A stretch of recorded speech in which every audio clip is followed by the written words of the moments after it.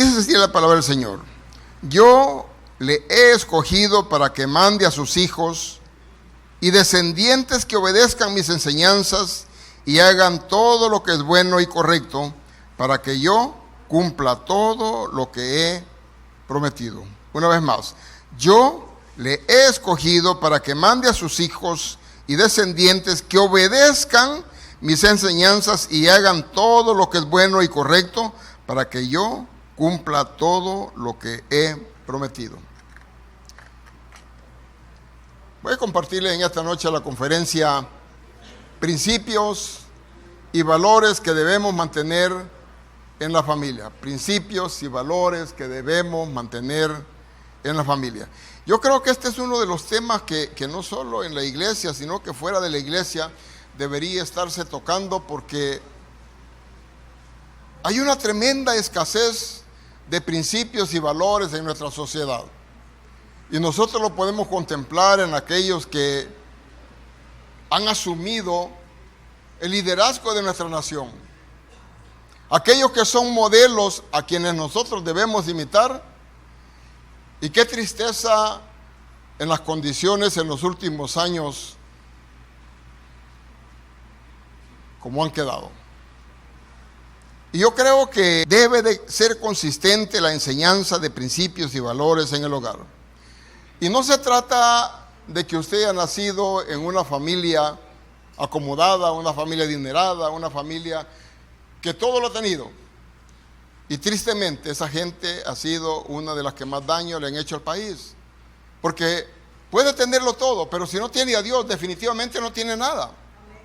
Ahora lo que nosotros necesitamos es que la familia deje que Cristo sea el centro, que el Espíritu de Dios sea el centro de operación de cada una de ellas, y que los padres también asuman la responsabilidad de educar con los principios y valores divinos a efecto de que logremos una diferencia sustancial en nuestra sociedad.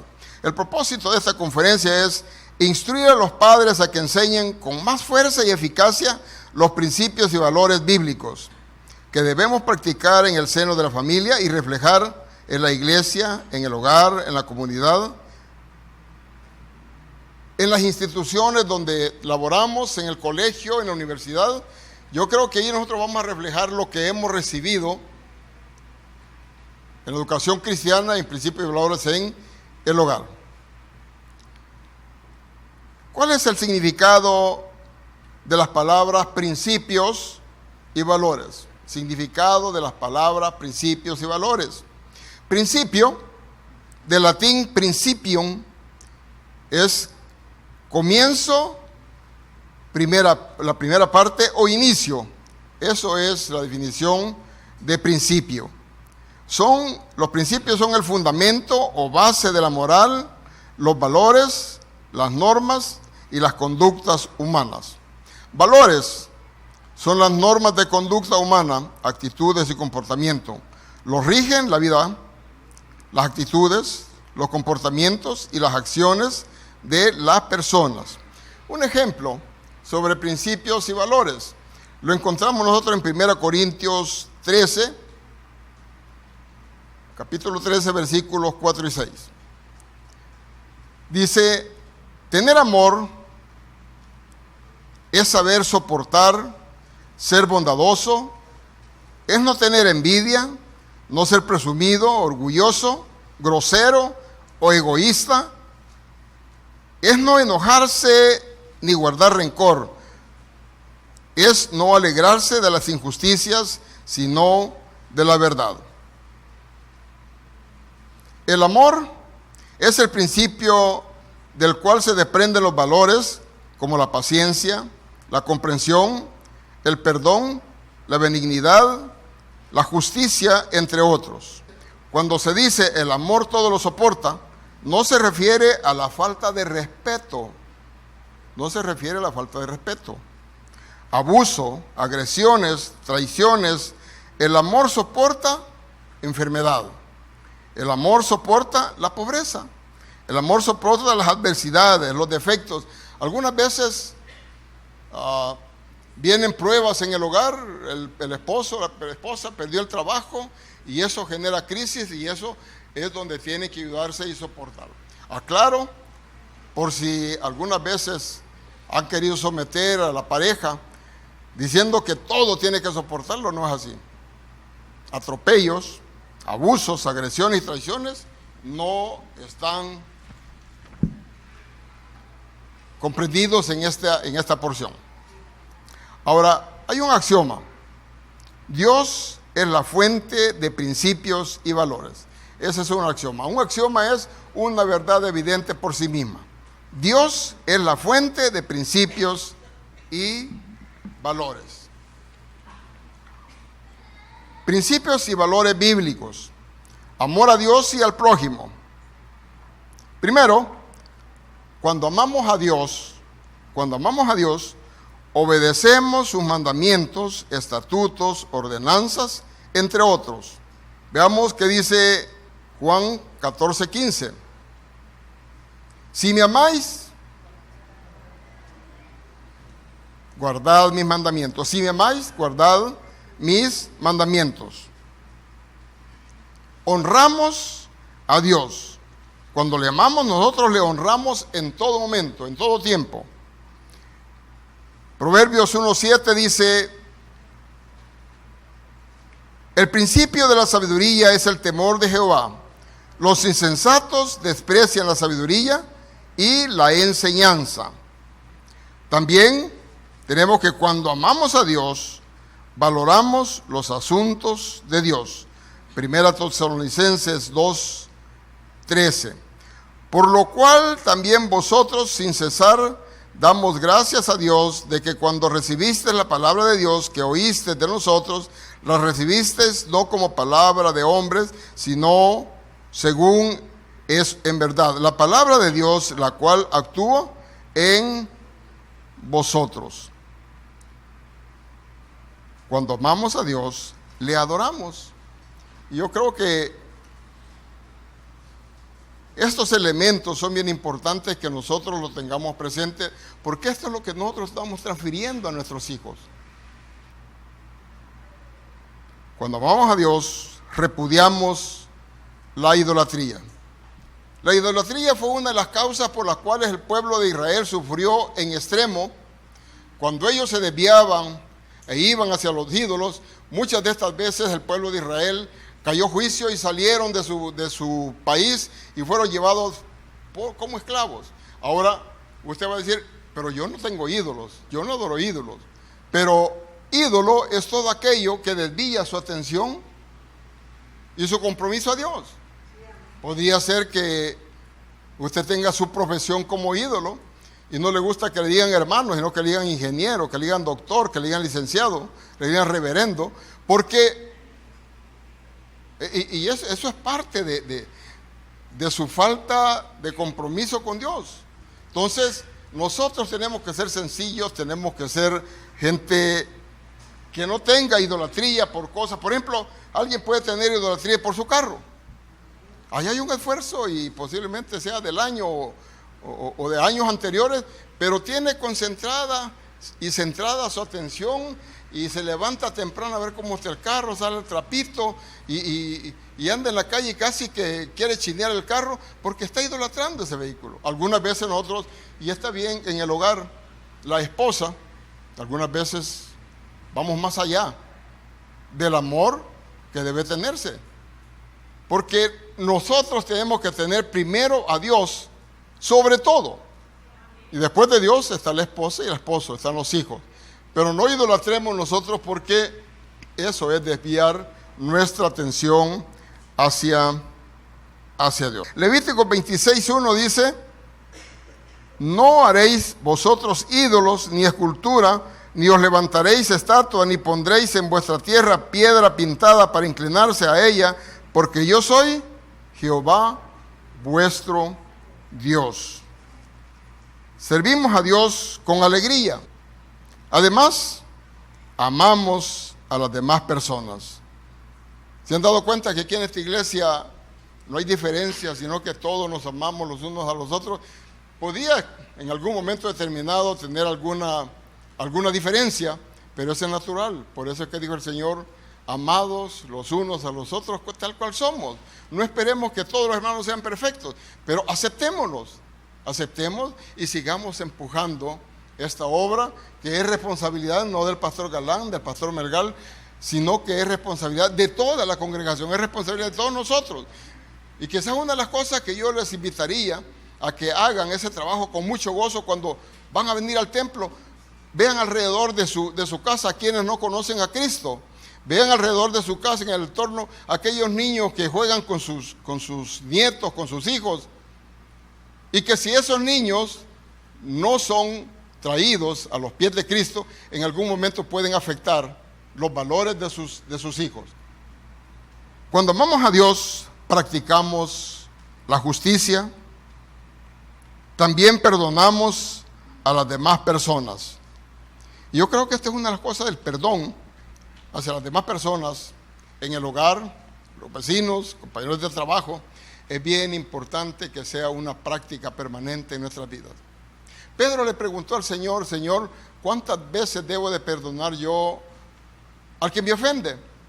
Y él solo dio la respuesta y le dijo, ¿hasta 7 veces? Y le contestó el Señor, no, Pedrito, hasta 70 veces 7. O sea que tenía que perdonar 490 veces, o lo que es lo mismo que tiene que perdonar siempre, porque nadie va a estar contando las veces que te ofenden y llegar hasta 490. Así que el perdón tiene que ser permanente y ese es por nuestra salud. Aquellos que no perdonan es gente que de repente aparece con reumatismo, aparecen con enfermedades extrañas. ¿Por qué? Porque cuando uno guarda resentimiento, cuando uno guarda rencor, las consecuencias son graves. Aparecen con problemas de enfermedades psicosomáticas. Así que perdone siempre, que eso es saludable para usted. Además, somos solidarios con los demás. Los que amamos al Señor somos solidarios con los demás. Cuando vamos al prójimo, cumplimos los mandamientos relacionados con el prójimo. Veamos Éxodo 20, del 13 al 17.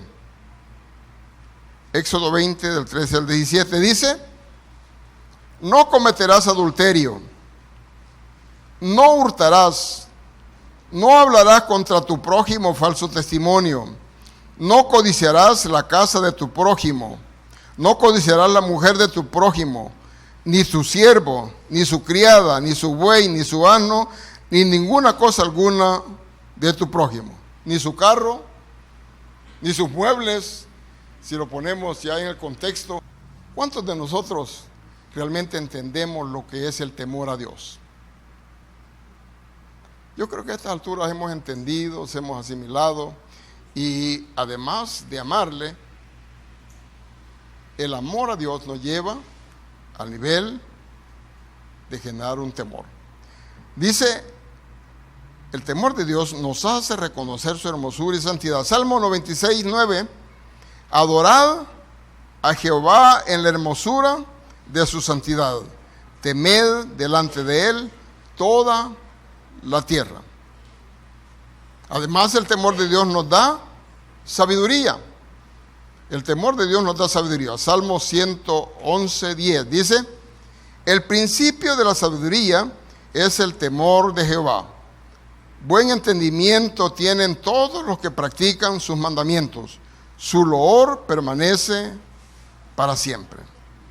Y el Proverbios 9:10 dice, el temor de Jehová es el principio de la sabiduría y el conocimiento del Santísimo es la inteligencia. Principios morales y éticos. Tenemos el respeto a la vida. Yo creo que este principio debe de inculcarse en nuestro hogar permanentemente, el respeto a la vida. Y esta es una de las cosas que aquí realmente nos abruma, nos preocupa. Aquí la vida como dicen las rancheras mexicanas, aquí la vida no vale nada. Pero, ¿por qué hemos perdido este valor? ¿Dónde se perdió este principio y este valor tan importante? Se perdió en el hogar, no se ha perdido en otro lado. Y quiero recordarles, porque hay algunas fallas en los matrimonios, y es que muchas veces esperan que los hijos sean educados en la escuela y que la iglesia también asuma un papel de educador. Quiero decirle que la responsabilidad de la educación no es de la iglesia, no es de la escuela, no es del colegio, no es de la universidad. La responsabilidad es de los padres. Este fracaso que tenemos, este colapso social, es producto de que nosotros descuidamos la educación de nuestros hijos. Yo he visto en esta iglesia muchos padres acudiendo con sus niños al discipulado infantil, acudiendo con sus niños a la iglesia infantil, observando qué es lo que están recibiendo. Y muchos de ellos están siendo tocados por el Señor porque han visto el trabajo que se hace con denuedo para que estos niños realmente sean útiles a nuestra sociedad. Los papás deben asumir ese papel. Tristemente, y yo quiero decirlo con dolor, tristemente de la iglesia aún hay padres que no mandan a sus hijos a estas actividades. Y esta es una tremenda oportunidad que tiene papá, mamá, el abuelito, la abuelita, para que sus hijos sean formados adecuadamente. Así que les queda la invitación. Ustedes quieren tener seguridad, garantía de una relación feliz con sus hijos en un futuro, pues tráiganlos a la iglesia, guíelos a la iglesia, muéstreles la gracia del Señor. ¿Sabe que muchos de nosotros ya con mis canas, nos hemos esforzado para tener hijos educados, que vayan al colegio, que aprendan 2 o más idiomas, que gradúen de la universidad, que sea un ingeniero, que sea un abogado, que sea un médico? Pero en ese afán nosotros hemos descuidado la educación del niño, la educación del joven, la educación de ese caballero que se graduó de la universidad, pero no le enseñamos a seguir a Cristo. Y qué triste cuando estos muchachos gradúan, no quieren nada con la iglesia, no quieren nada con Cristo. Así que lo importante es que nosotros nos esforcemos. Está bien, excelente, esforcémonos porque nuestros hijos adquieran una formación académica y ellos van a tener mejor y más oportunidades de poder laborar si ellos no estudiaran. Pero paralelo, y quizás lo más importante es que sus hijos conozcan a Cristo. Respeto a la vida, decía, no al aborto, no a la violencia. Deuteronomio 5:17 dice, no matarás, no matarás. Segundo, respeto al cuerpo. Y esto tienen padres que ustedes enseñárselos a sus hijos. Yo recuerdo a mi esposa, mi hijo comenzó a ir al colegio, a un colegio privado, y recuerdo haber escuchado en diferentes momentos dando instrucciones la mamá a su hijo. Hijo, no se deje tocar de nadie. Hay partes que no se le permite a ninguna persona. Pregunto, ¿ustedes han instruido sobre esto a sus hijos? Los niños tienen que conocer desde que van al kinder que no deben de ser tocados, mucho menos abusados. Así que la instrucción le decía, si algo pasa, acude inmediatamente al orientador, al maestro o al director, que son los responsables de tu seguridad. Estamos instruyendo al niño que haya respeto hacia el cuerpo, y cuando crezca también él va a hacer lo mismo con sus hijos, y él en su crecimiento va a respetar a otros, que el cuerpo tiene algo muy importante y muy simbólico para nuestro Dios. No, también cuando hablamos de respetar al cuerpo, no a los vicios, no al sexo libre. ¿Sabe que cuando uno cae en vicios, ¿a dónde lo aprende? En la casa no. Si usted no instruyó a su niño a que el cigarro, a que el alcohol, a que la marihuana y que otras drogas son nocivas, son dañinas para su cuerpo, definitivamente a él lo van a arrastrar los compañeros, los cristianos. Pero si ese niño, ese joven fue educado con principios y valores, definitivamente no va a caer en esos vacíos. Los compañeros de colegio, ahí es donde se aprende a tomar. Venite, vámonos. La primera cervecita, amarga y no quería, pero después le gusta lo amargo de la cerveza. El cigarro, de una probadita. Cipote hasta está ahogando, pero después se acostumbra al cigarro, pero producto de que nosotros no instruimos adecuadamente y oportunamente a nuestros hijos. Ahora, en la parte sexual, usted debe de tener y abrir esa comunicación, esa relación con sus hijos. Tal vez mi generación es más complicada fue más complicada para que nos educaran nuestros padres, porque la parte sexual era un tabú. Ya conmigo y mis hijos tratamos de romper ese tabú, pero aún había barreras. Ahora la barrera que se nos ponen es que los hipotes son más avanzados que nosotros, porque le quiero instruir yo sobre algunos aspectos sexuales y ya el niño ya lo conoce, de 8 o 9 años ya lo vio en internet. Ahora, ¿cuál es el cuidado que usted tiene que tener como padre?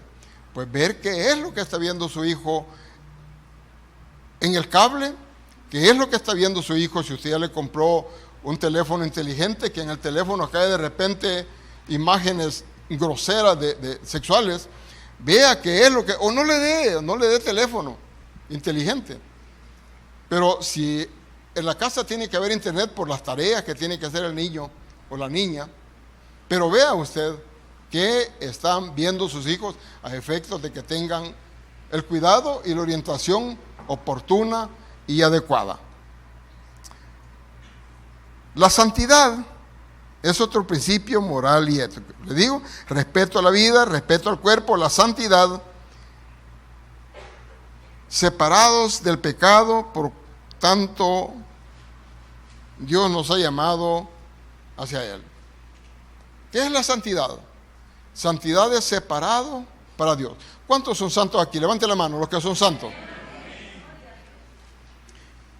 Los que no levantan la mano, quiero darles una buena noticia, también son santos. Todos los que han aceptado a Cristo son santos. Y yo pregunto aquí, ¿cuántos quieren irse al cielo? Y todos, porque todos han aceptado a Cristo y todos han tenido la oportunidad de un día. Si viene hoy el Señor nos lleva. O si muere hoy, también se lo lleva. Debemos de estar preparados, pero para eso requerimos nosotros tener y vivir en santidad. Porque sin santidad nadie verá al Señor. La justicia es otro principio moral y ético. La realidad, la esencia manifiesta y veraz. La fe, la firme persuasión en convicción. Hebreos 11:1, ¿qué dice sobre la fe? Fe es la certeza de lo que se espera, es la convicción de lo que no se ve. Esa es la fe. Y agrega el 11:6, porque sin fe es imposible agradar a Dios. Principios sexuales, el tabú, principios sexuales. No practicar la fornicación, ¿por qué? ¿Por qué no debe practicarse la fornicación? Porque el cuerpo no nos fue dado para que forniquemos, sino para ser del Señor, para ser templo y morada del Espíritu de Dios. Eso lo van a encontrar referencia en 1 Corintios 6, 13 y 19. Segundo, porque nuestro cuerpo es miembro de Cristo y no debemos presentarlo para fornicación o para maldad. 1 Corintios 6, 15 y 17. Tercero, porque estamos unidos a Cristo y al fornicar nos unimos a la persona con quien fornicamos y nos separamos de Cristo. Cuarto, porque al fornicar pecamos contra nuestro cuerpo, contra nosotros mismos, deshonrando nuestros propios cuerpos. Quinto, porque le pertenecemos completamente a Dios y debemos de estar consagrados para uso exclusivo de Dios. Sexto, porque debemos ser santos en toda nuestra manera de vivir. Y séptimo, porque así como Cristo es puro, en todo lo que son de Cristo debemos practicar la pureza. Y en los principios sexuales de ahí aparece no a la diversidad sexual. Esta es una de las cosas que ahora la vemos nosotros y está muy de moda a nivel mundial. Aquí en la Asamblea Legislativa anterior se propugnó de que pudiera casarse gente del mismo sexo, sí al aborto. Sin embargo, nosotros somos un país en su mayoría cristianos, respetuosos de estos principios, y no se logró hacer nada al respecto, pero esto va a seguir propugnando y esto es una responsabilidad de la iglesia. No a la diversidad de género. Por favor, hermanos, recuerden esto cuando estén orando, que el Señor tenga misericordia, que el Señor no permita que aquí vayamos a caer en una sodomía. Lo que pasó cuando el Señor Jesús buscó Jehová buscó a Abraham y le notificó que iba a destruir a Sodoma y Gomorra. ¿Por qué iba a destruir a Sodoma y Gomorra? Sodoma y Gomorra había realmente hecho un relajo sexual. Ahí se acostaban hombres con hombres, mujeres con mujeres. Había también hombres y mujeres conviviendo con animales, y esto rebasó. Y Abraham quiso defender la destrucción de Sodoma y comenzó a decirle al Señor: mira, Señor, si hubieran 50 aquí justos, lo destruirías, estos justos junto con todos estos impíos. Y dijo Jehová: no, por causa de estos 50 no lo destruiré.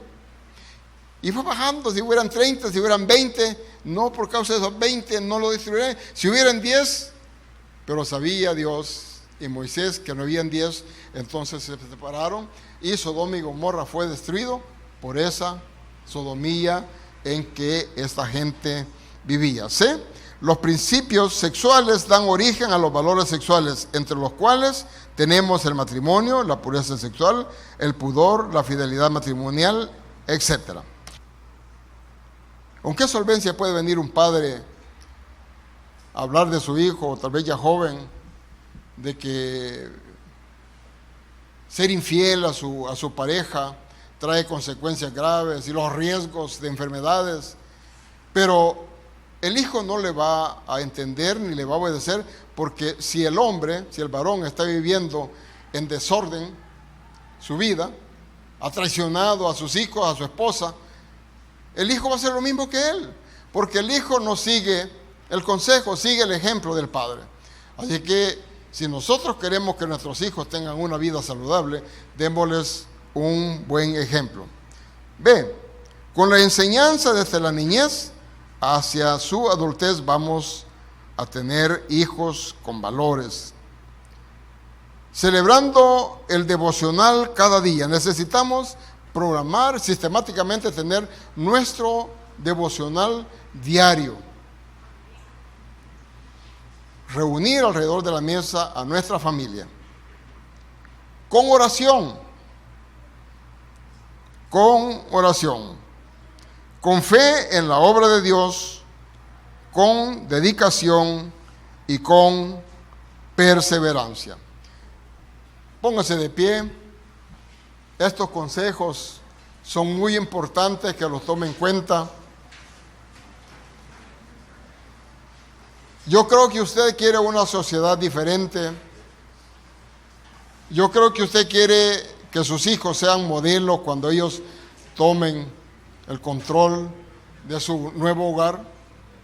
Pero hagamos nuestro mayor esfuerzo con nuestra familia y con nuestros hijos. Buen Dios y Padre nuestro.